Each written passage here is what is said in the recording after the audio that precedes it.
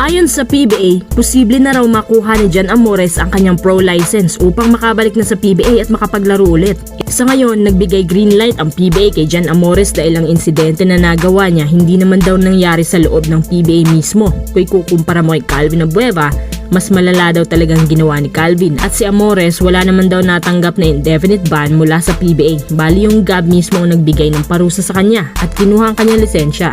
Ayon sa PBA, kailangan lang muna niya makipagtulungan sa PBA upang makuha ang lisensya sa GAB. Una, public apology, lagi naman ganyan. Tapos mag-issue siya ng letter sa GAB upang sabihin na may green light na siya galing sa PBA officials.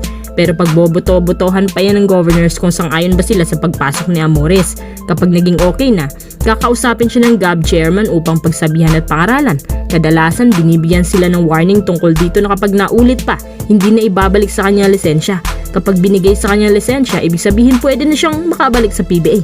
Sa pagkakaalam ko, ang Titan Ultra ang may hawak ng rights niya, at para sa Titan owner, wala naman daw magiging problema dahil bata pa si Amores at meron siyang bitaw. Palaban siya sa poste kahit undersized na bigman. Okay na okay to sa pisikalan, kaya tanggap naman siya ng Titan.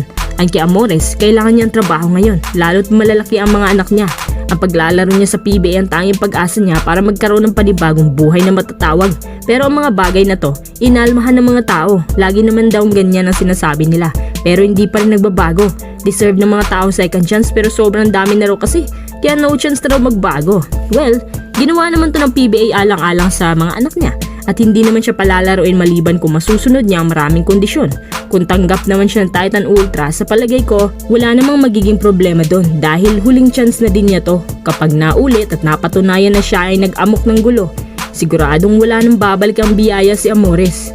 Kayo mga kuys, saan ba kayo na ibalik ng PBA si Jan Amores sa paglalaro?